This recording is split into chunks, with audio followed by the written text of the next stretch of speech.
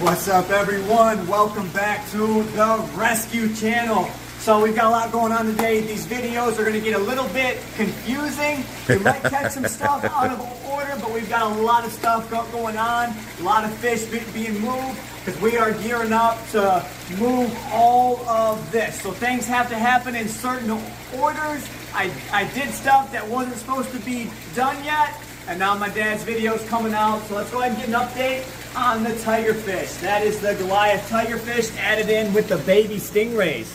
He is doing phenomenal in there, eating like a champ. So he is going to start growing so well. Now you guys brought up some comments on the video. They were a great comment. I thought you loved this fish. Why would you move him? And then you guys know you're moving this 600-gallon tank. Now that is a very great point that normally people wouldn't think about.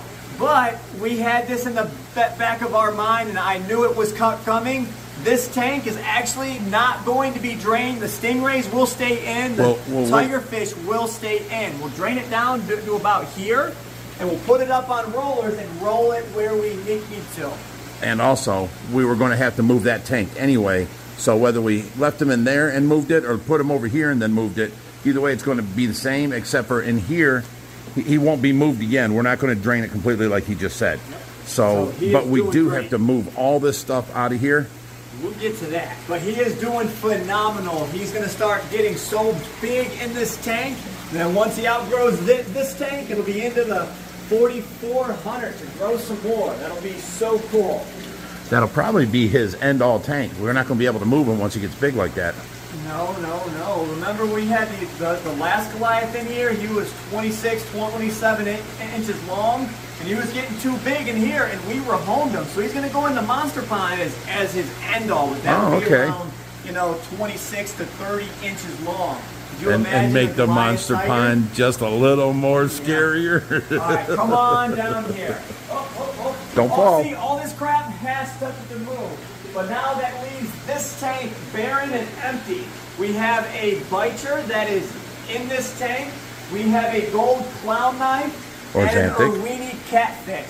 Now I told you guys for quite some time we wanted to go ahead and move the MBUs and put them up into a larger tank. Now you guys remember MBU puffers are one of the community puffers. You are supposed to cohabitate them, and they should be able to get along if the tank mates are nice and not really attacking them. You don't want to stress the puffer, but being a puffer fish, you always want to be diligent and make sure that they are not going to attack something that's in that tank. So we're going to keep a very close eye on them, thinking that nothing will happen, but keep a close eye and have a plan of action. All three of these can and will go into the 1,000. But to make that happen, we got to move these Peroon sharks, which they are so close to happening. You're jumping so far ahead. Hold up. Now see these Mabu puffers here. These guys are small and babies yet, okay? So if we raise them with other fish, they can cohabitate.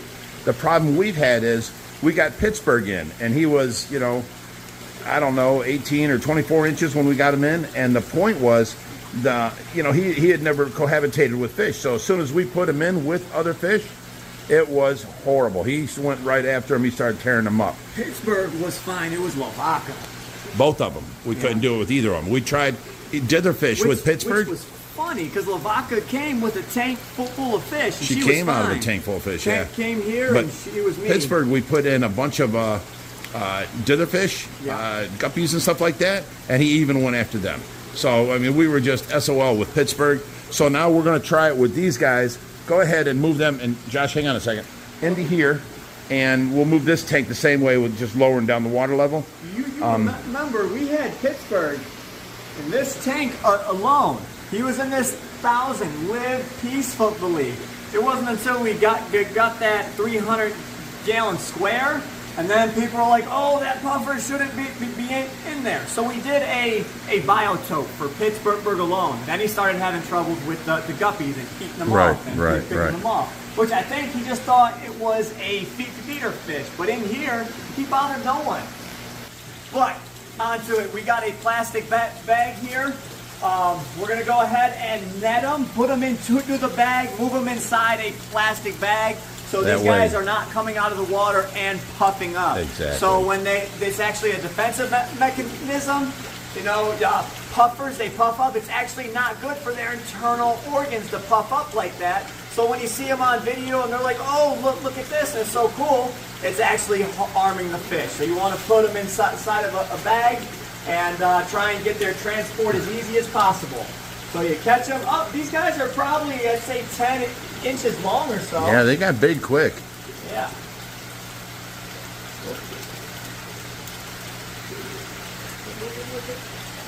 There we go, buddy. Much safer way of transporting them. Oh, there's a big hole in that bag. That's all right, run.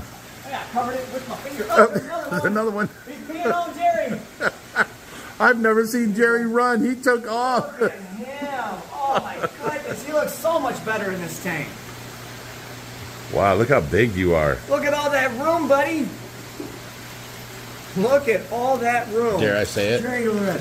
All that Thanks, room Jerry. for activities. But I kind of like the bag being on you, Jerry. I thought that was fun. I've never seen you run so fast in all my life. You took off. I didn't realize it was being on me. I'm going out with a heavier bag. Okay. All right, so they are as long as this net. Yeah. We will get a true measurement on the net before we end this video here. Oh, and boy, do I have a surprise for you guys. Uh-oh. What now? Speaking of puffers, we have one of the holy grail coming to a rescue near you. Oh, another hole. I got the 2 holes. There we go. That's a new bag.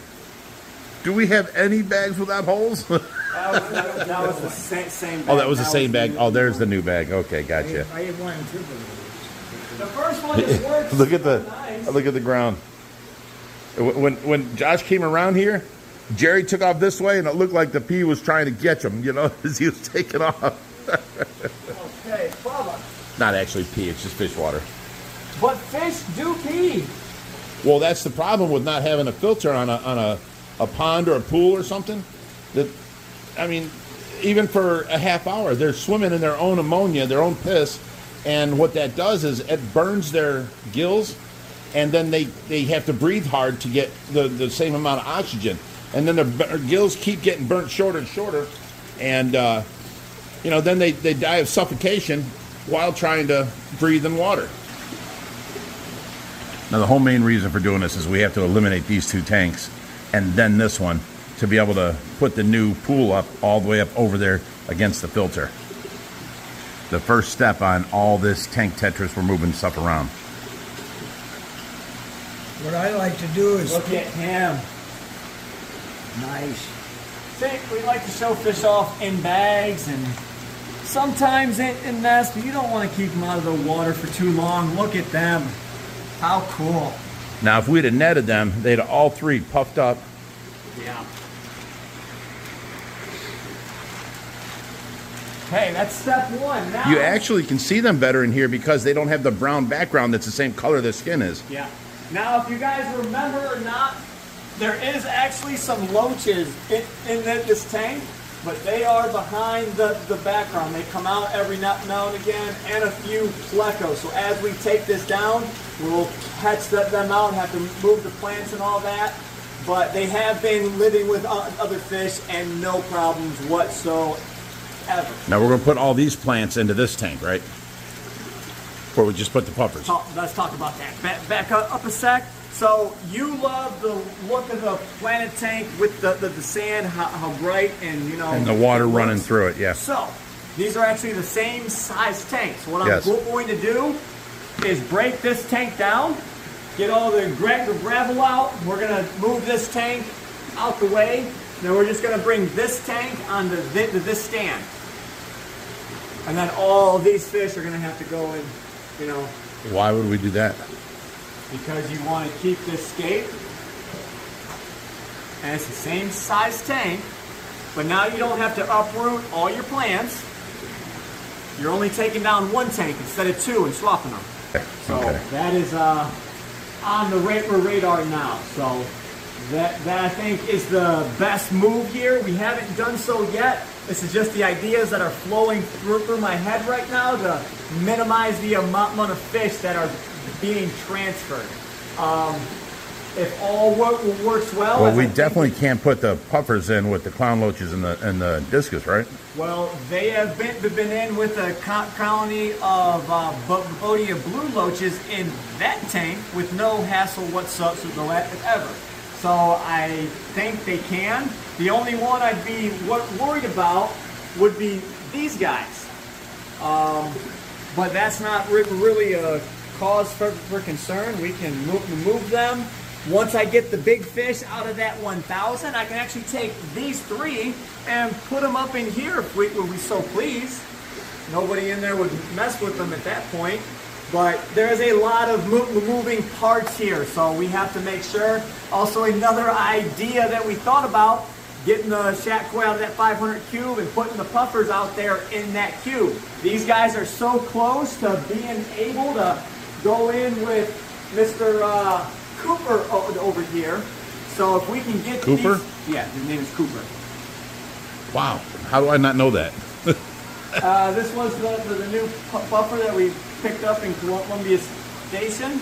Okay. I'm not sure, but yeah, well, the goal is we're power feeding these to get them large enough to go in with Cooper, and they should all be able to cohab. We just wanted to make sure the sizes meshed with each other. So we slowed Cooper down on the feed and bringing these guys up. They just got a much needed Well, these upgrade. guys have grown immensely in the last couple months. And now we can start breaking down that 90-75 combo. Because I'm not sure if I posted it yet, but there was a reel. We got the fish out of this bottom tank. It was actually a giant hermit crab about the size of my fist. That is now out there in that 1.95. So we can go ahead and take this completely down. We can take all this rock and put out there too. Yeah, we can. And just start, moving stuff out. One step down, one thing out of the way. The next thing we can do is next water change. We can move this 380 over here. This will be something easy that we can do. Basically drain it and pull it this way. Close this gap. Because I'm getting older now, I'm getting thicker. I almost got stuck back here. Well, we'll have the walkway from the other side. Correct. So this can go all the way against this tank here. Correct. To give us maximum walkway coverage. Yep, so we can do that now. We can do that tank now. We can go ahead and get them tanks swapped on the stand if we just figure out that's all right. That's all in preparations of the tank move. Yeah. But we've got a big tank move that we got to worry about, and we didn't decide on what we were going to do. I came up with a great idea. So what he's talking about is this 3,000. This tank has to come down because we are stealing this glass off the front. So Yes. what my dad decided, all these pacu we got to figure out where they can go. The rest of the fish are not so much of an issue. For what, you think maybe a week while we're setting up the new tank? So let's do a little flash update on the tanks, okay? I've been working with the fabricators, so I did up the CAD drawings for the tank. Go ahead and walk out here while we're doing this. Went ahead and did the CAD drawings. You guys seen that in one of the previous videos. So they went ahead, took my CAD drawings, and they had to get it into their 3D software. They wanted to get it down to, 0.1 of an inch on these cuts, to where everything was so tight, to where when they put it in, there is no mistake. Like if I approve these 3D drawings and I go in and check them and I approved them, which I already did, and they actually received the check, the material is ordered. So that'll be coming in the next couple of days. So if there is a mess up on, say the fabrication, they can go in their software and say, yep, that was, our bad, or, you approved these drawings, this is it. But everything looks phenomenal. I don't believe there's going to be none of that. These guys do a great job, so I have high hopes that these are going to come out looking so awesome. And if this tank comes out this well, and they work well for us. No. Not yet? Not yet. Okay, we'll keep the big news waiting for you, buddy, guys. But we got to steal that glass from that tank, which means those fish have to come out. So my dad went ahead and got his idea going. Okay. Over here, we have that big walkway. Now, if you guys remember when we had Shaquille O'Neal's tank or fish here, they actually had babies. We had to put them into something. We set up a 6 by 12 pool over there, and we still have it.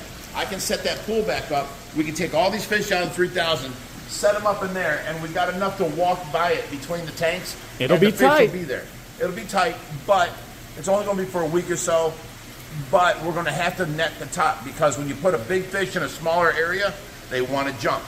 Right. So if we put them into a bigger area, they wouldn't even think about jumping.